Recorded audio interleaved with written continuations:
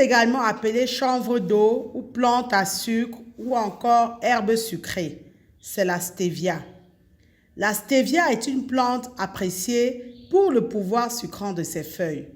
Celui-ci est bien supérieur à celui du sucre avec un apport calorique très faible voire nul. Ses feuilles ont un pouvoir sucrant en moyenne 300 fois supérieur à celui du saccharose. Le saccharose étant le sucre classique, ordinaire au sucre de table. C'est dire que c'est une plante magique dont le pouvoir sucrant est 300 fois supérieur à celui du saccharose. Le saccharose étant issu de la betterave et de la canne à sucre.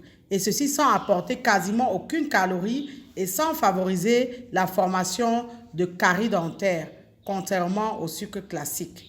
La stevia est cultivée et commercialisée comme une alternative aux édulcorants artificiels ou édulcorants de synthèse, à l'instar du cyclamate, de la saccharine et bien entendu de l'aspartame. Il faut savoir qu'un édulcorant est un produit ou une substance ayant un goût sucré. Le marché des édulcorants est en pleine croissance depuis quelques années.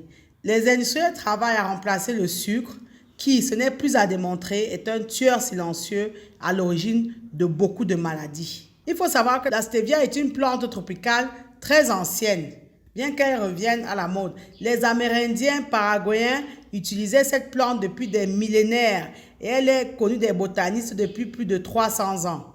Le Japon consomme actuellement plus de stevia que tout autre pays.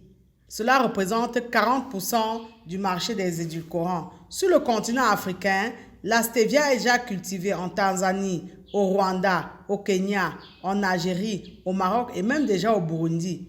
C'est une plante qui a un impact sur le bien-être et la santé. Elle a montré un potentiel pour traiter l'obésité et l'hypertension artérielle. De plus, son effet sur l'augmentation du glucose dans le sang est négligeable. Elle a même démontré une capacité à diminuer l'intolérance au glucose. La plante peut donc fournir un édulcorant compatible avec les régimes pour diabétiques et les régimes hypoglycémiques. C'est d'ailleurs pour tous ces bénéfices que les médias dans le monde font de la stevia, cette plante au feuillage si sucré, la solution idéale à l'obésité, au contrôle du poids, à la lutte contre l'hyperglycémie.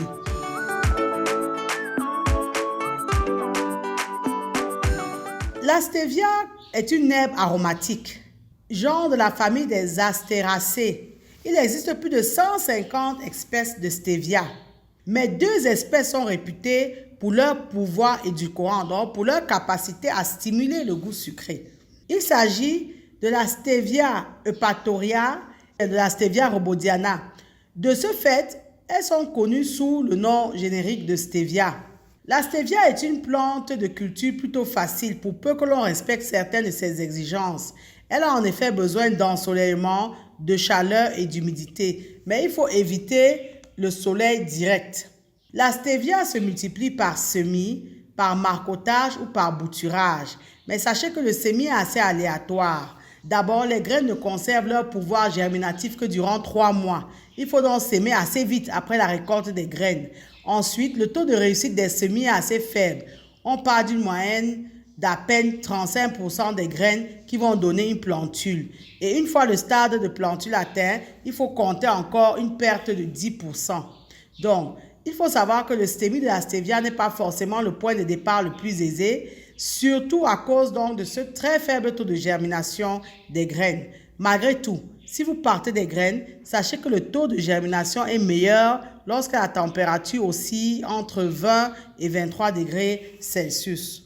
Par contre, le bouturage et le marcottage vont vous donner de meilleurs résultats, jusqu'à 95% de réussite.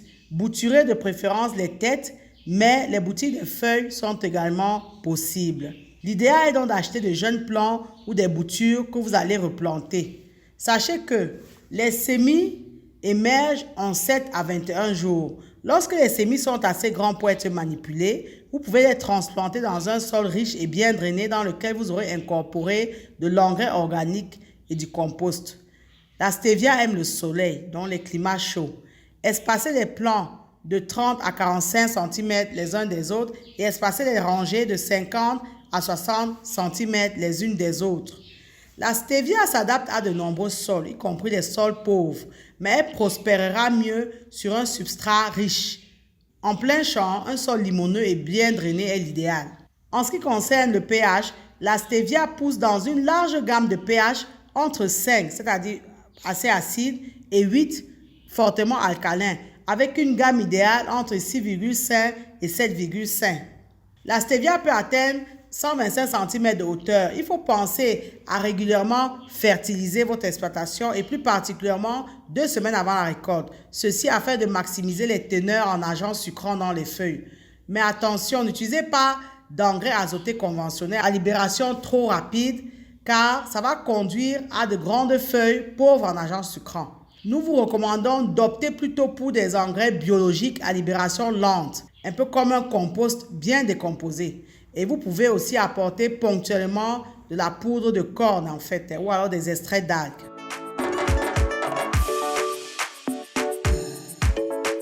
Les parasites et les maladies ne sont généralement pas un problème avec la stevia.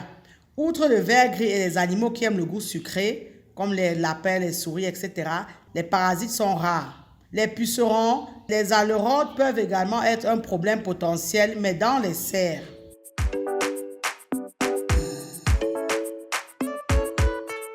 La stevia peut être plantée pour minimum 5 ans et elle donne 2 à 3 récoltes par an. Donc, il est préférable de récolter la stevia juste avant la floraison car les fleurs peuvent donner un goût désagréable aux feuilles. Les feuilles vont donc être récoltées et elles vont être séchées. Pour sécher les feuilles de stevia, vous allez couper les tiges et vous allez suspendre les feuilles à l'envers dans un emplacement sec, chaud et aéré. Lorsque les feuilles sont sèches, vous pouvez les réduire en poudre. Et la poudre de stevia peut être conservée dans un pot en verre. Mais sachez que les industriels travaillent à transformer cette poudre de feuilles, notamment en sucre blanc.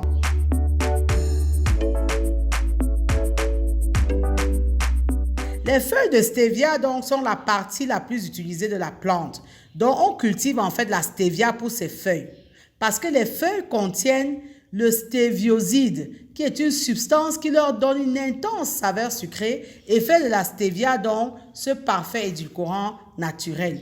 Le pouvoir sucrant du stévioside est évalué à environ 300 fois plus fort que le sucre de canne ou le sucre de betterave.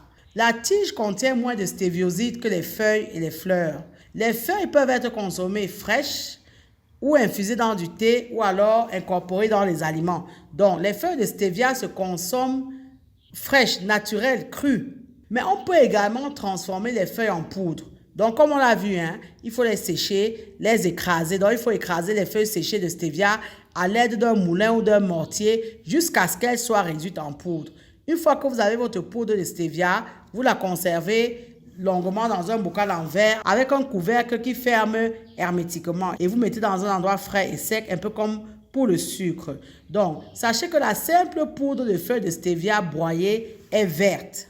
Mais les industriels ont trouvé des process pour obtenir la poudre de stevia de couleur blanche, comme le sucre classique. Donc, la poudre blanche est un extrait de stevia raffiné. Il faut quand même savoir que la feuille entière de stevia a un arrière-goût un peu amer qui peut rappeler la réglisse. Donc, l'extrait en poudre, une fois mélangé à un liquide, aurait moins d'arrière-goût. De plus, quand on transforme la stevia, on obtient au final de la stevia en poudre, en liquide, en pastille, en sucrète ou en stick. Pour transformer la stevia, on peut procéder à sa cristallisation. La cristallisation consiste à extraire les composants sucrants de la plante. Donc, on a parlé des stéviosides en fait. Comme on l'a vu, la stevia possède naturellement un arrière-goût amer, un arrière-goût de réglisse pour ceux qui connaissent, donc une certaine amertume. Ce qui fait qu'elle est rarement utilisée comme édulcorant sous la forme brute. On doit retravailler la plante. Donc, il existe plusieurs processus d'extraction. Soit on utilise de l'eau purifiée, soit on utilise de l'éthanol ou même du méthanol. Donc, comptez environ 17 kg de feuilles de stevia séchées avec de l'eau purifiée, alors que l'utilisation d'éthanol ou de méthanol n'en nécessite que 8 kg.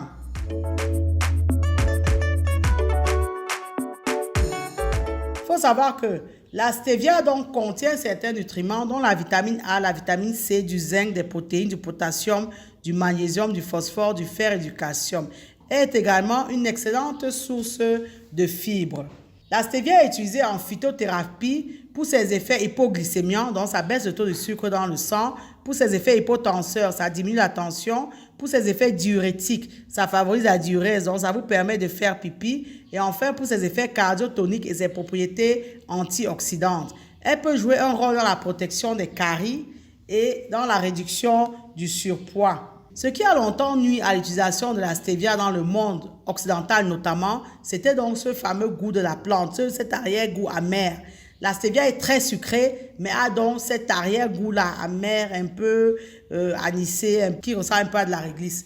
Ce n'est pas toujours agréable pour ceux qui ne sont pas habitués. Et ça a eu un impact pour retarder donc son adoption par le grand public. Mais les industriels ont travaillé à obtenir de la stevia sans arrière-goût. Et on peut obtenir donc des plants de ce type de stevia-là. Il y a des compagnies qui permettent d'avoir ces plants-là.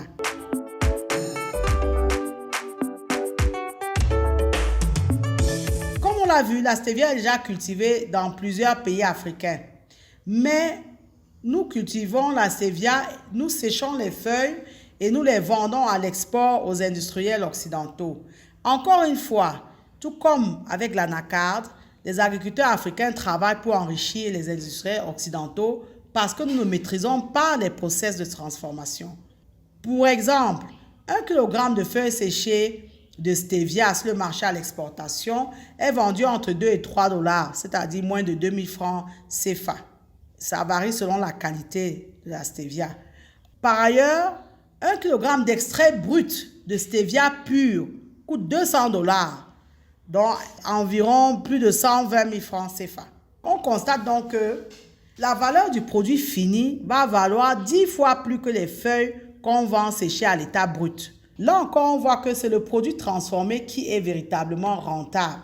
Ce qui fait donc que nous vous incitons à cultiver de la stevia, mais plus que jamais, nous vous encourageons à transformer la stevia. Parce que pour véritablement gagner de l'argent avec cette plante, il faut travailler à maîtriser tout le processus de transformation, notamment les étapes de purification pour obtenir la poudre blanche. Il faut savoir que l'usage de la stevia fait l'objet d'enjeux industriels et crée de nombreux conflits avec les industriels des édulcorants de synthèse, notamment ceux de la saccharine, de l'aspartame, etc. Les puissants lobbies du sucre et les édulcorants de synthèse font donc tout ce qu'ils peuvent pour interdire la stevia dans les produits de consommation courante. En effet, le business de la stevia ne les intéresse pas, car non seulement les rendements ne sont pas les mêmes, mais quand vous cultivez la stevia, il n'y a pas de brevet sur le produit, donc pas de monopole. Donc la stevia est donc un végétal parfait et conseillé pour tous ceux qui veulent se passer du sucre.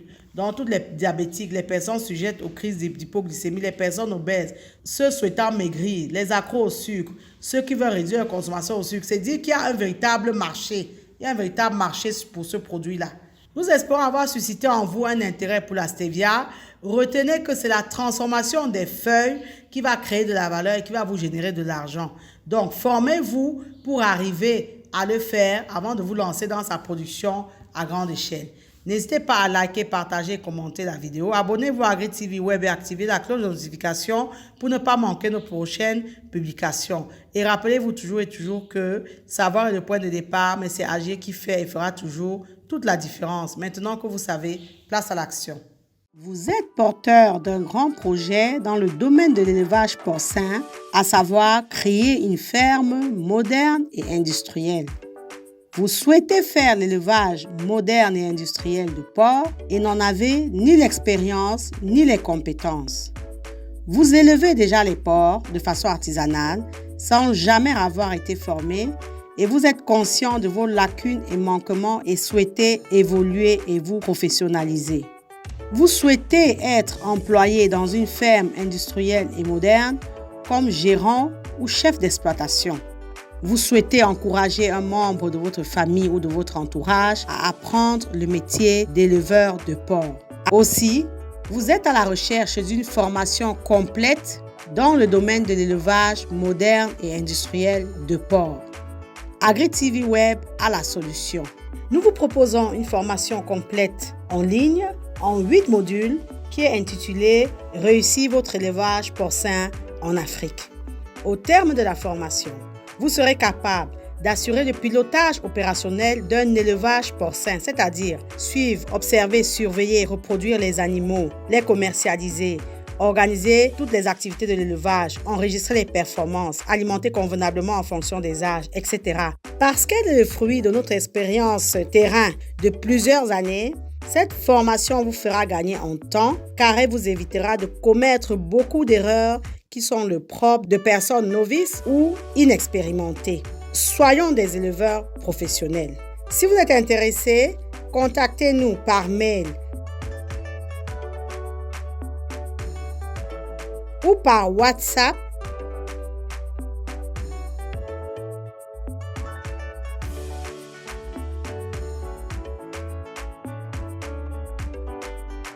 Ne l'oubliez jamais, savoir est le point de départ, mais c'est agir qui fait et fera toujours toute la différence.